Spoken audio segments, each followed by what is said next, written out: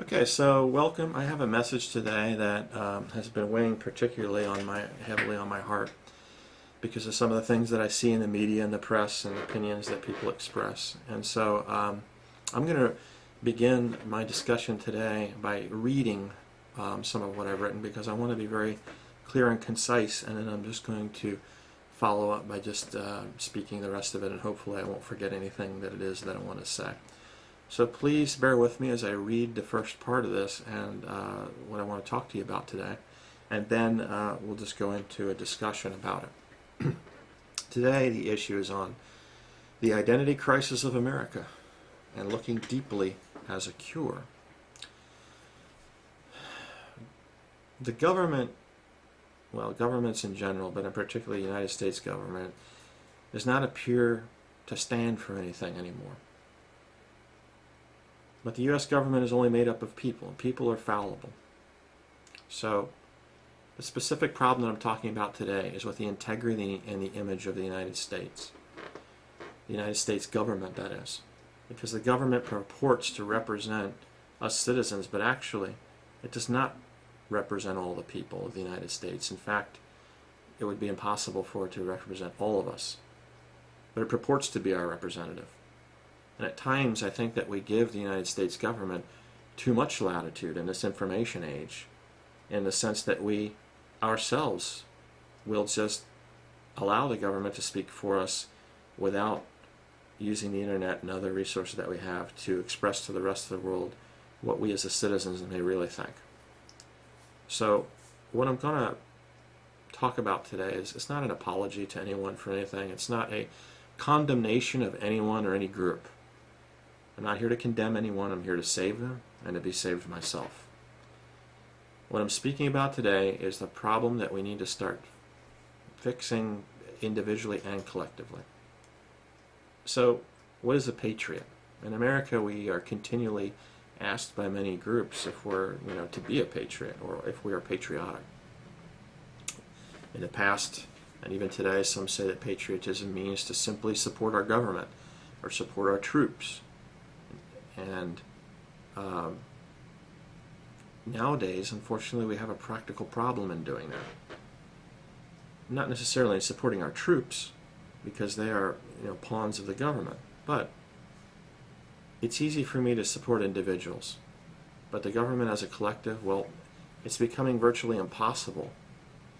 Because during the course of history, the United States government as a collective has been relying more and more on deceptiveness instead of less and less. And this is particularly damaging in an information age where the lies and deceit of the government can be easily exposed nowadays more so than any other time in history. We reached an all-time high in the lack of believability and integrity in our government. And it's a sad thing, because I'm not condemning the politicians. They're human beings just like me, prone to make errors just like I do. I can understand, as a person who has run big multinational corporation, how easy it is for your decision-making process to get off track from your values. So I'm not here to condemn the government or anyone in the military or the government or any of that, or any of our spy agencies or secret governments that run everything. I'm here to say, to convey a call of action, to say let's recognize where we're at and a real problem that exists, and let's start building from here to correct the problem. Because right now, the United States government, which purports to represent all of us, United States people, has a serious integrity problem. Let me give you some examples of that. We've reached an all-time high in lack of integrity. And I don't believe we can continue on this course. I believe we need to get back to a course of openness, and I think that we have enough power and strength in this country to openly state what it is that we're going to do and what we stand for. Or more importantly, to debate that in Congress and decide what it is that the country really stands for, rather than having decisions made for the citizens of the United States in secret rooms, in secret agencies, behind our backs, only to damage us later and to embarrass us and to humiliate us and to degrade our perception around the world and the values that we really do stand for, not for the values that people want to jump to whenever they become afraid. There's a reason why we sacrifice values in this country. And I say we loosely, but I'm talking about the government. And the reason is very simple. It's fear and selfishness. Let me give some examples of what I'm talking about here. We fight wars where we take over areas and then give them back to our enemies. We started this process in Korea and exacerbated in Vietnam. It continues to this day in Iraq. We train people in the art of war and terrorism around the world. And then those armies and those terrorists turn around and attack us. And there's something to be stated about that issue. Because if we don't want terrorism in the world, we shouldn't be training people on terrorist measures in order to fight their wars. We're strong enough to fight them without them. But here we find ourselves in a situation, an obvious one. We say that we don't negotiate with terrorists, then we find out secretly we do, as in the Iran-Contra dealings. We say that we have a war on drugs, and we find out that the CIA was smuggling drugs into the United States to pay for their covert operations. We say that there were weapons of mass destruction, then we find out in reality there are no weapons of mass destruction, but rather somebody faked the records so that we would go to war. We say we value the right to privacy, but then we find out that secretly and illegally we are being monitored by the most elaborate and sophisticated spy technology in the world that is literally monitoring everything we say and do, and without even the proper warrants being obtained. We say that the IRS is fair, and then we find out that that government agency, like many other ones, are used to target people based on their political ideologies. And both parties do this. It's not simply the Democrats doing it against the Republicans. I have been to federal prison, and I have met people from both political parties whose cases who were attacked based on their political ideologies. I've seen it from both sides. And not only that, but I've even seen officers of the government who were caught in the process of doing it, who have also been in prison. It's a sad state of affairs. We say that we have a modern criminal justice system and that we value our freedom. Then we find out our criminal justice system is broken and rigged so that 98% of the people charged with a crime in the United States are found guilty. That's a statistical impossibility, but yet something about the system is so broken that you can't win a case, even if you're innocent. I've witnessed that too. We now have 2 to 3% of our population in prison at any time. That's higher than anywhere else in the world. And this has all come into place just since the 1980s. We now have the distinction of having 25% of the world's criminals in our prisons. Criminals, convicted people, so to speak, the toss-aways. We have the largest prison population in the world in the United States. People are serving incredibly long and debilitating sentences in human warehouses where there is no education, despite what you see on television, and there's no opportunity. These are debilitating places now. Over 65% of them are nonviolent offenders. In my experience, many of them represent no threat to anyone.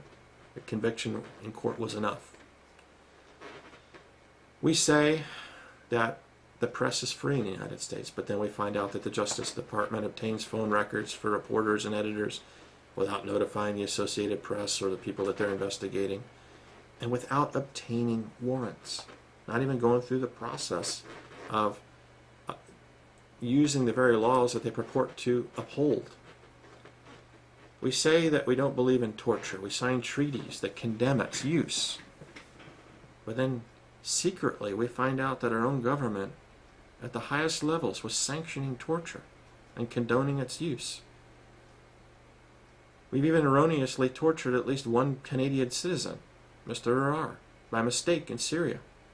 And now judges from the Supreme Court of the UK have made a ruling in a case for another man, Rahmatullah, that suggests that these people who have been tortured, the torture has taken place in such a manner as it constitutes a crime, a war crime. I could go on and on. We can go throughout the entire history to just demonstrate, time and time again, there are all sorts of things that we know that we're not being told. So we have a practical problem. These are just some of the obvious examples that I'm calling out here. And the practical problem is this: how can you be patriotic towards a government or any organization that you don't know what it is that it is doing? I have no idea what the United States government is doing every day. I've worked with the CIA myself. I was a cadet in the military. And I'm here to tell you that these organizations exist as any other business organization that I've managed before, with their own agenda.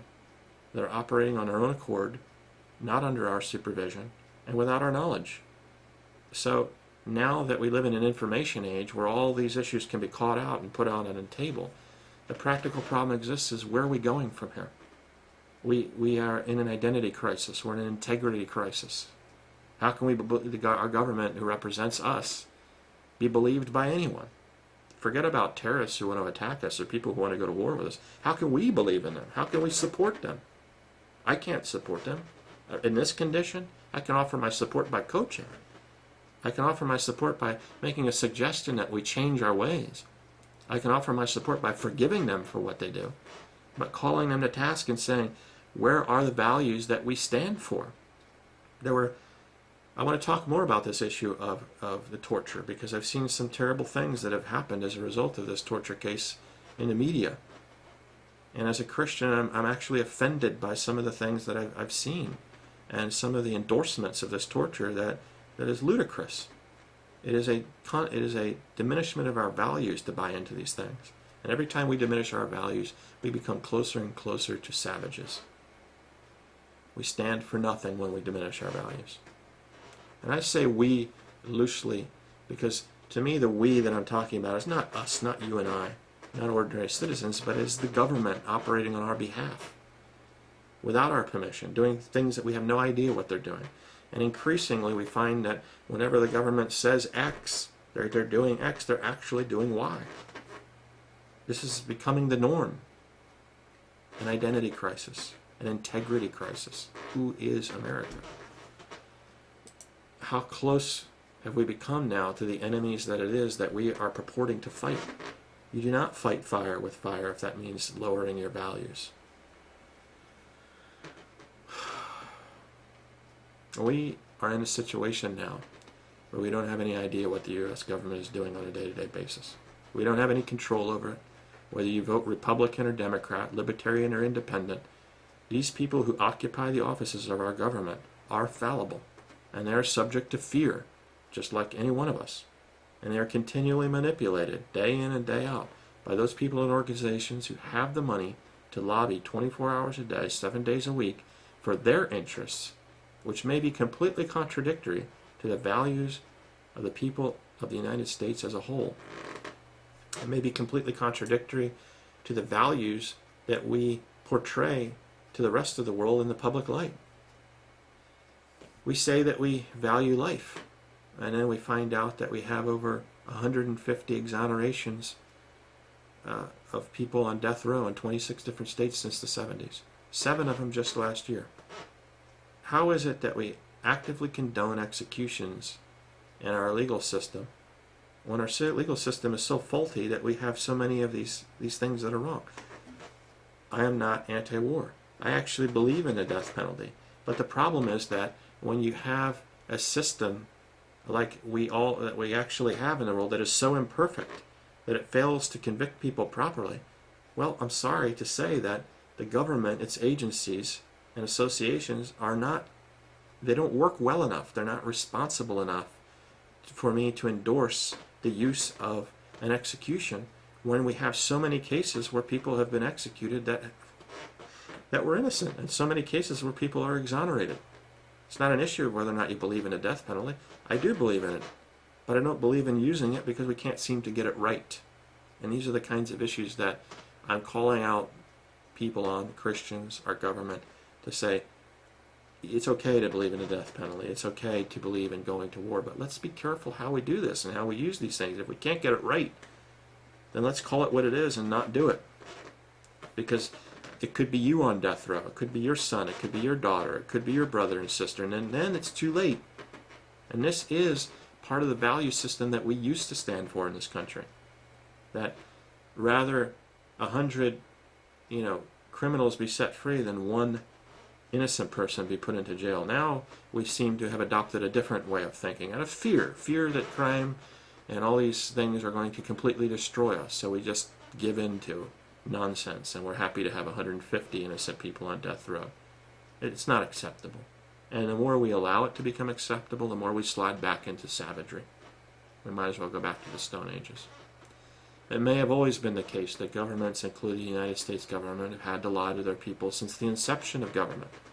And I understand it happens on a regular basis for one reason or another. And we all can understand and appreciate that it may be necessary under certain circumstances for the government to lie from time to time. But what I'm talking about is a continual acceptance and condonement of deception on a day-to-day basis. And I'm saying that this is not acceptable anymore. It's not acceptable for us as Christians to condone this and to continue to allow this to take place in our government. We have got to change the consciousness of those who we have elected, those who run for these public offices and those who work for the government, into stopping them from taking care of us and doing what they think is best, and start to live up to certain standards and characteristics and values that they purport to say in public, and carry those things with them. The problem today is that we have succumbed to the notion that it's okay for the government to lie. We're aware that they lie, but we're starting to endorse it, its use. And that's, I think, why we're in the space that we're in today, because not enough good men have gotten up and complained and said, no, we're not going to tolerate this anymore. We're a strong enough nation that if we want to go and conduct an operation somewhere, we can do that in a broad daylight. We can do it on our terms without lowering ourselves to the standards of the enemy. You do not fight fire with fire. You use water to fight fire. That is particularly embarrassing and problematic in an information age where the government's secrets that they purport to hold can more and more now be called out into the general public because of technology, be posted on the internet. It's not easy to keep these secrets anymore, so maybe we need to come up with a new way of dealing with things.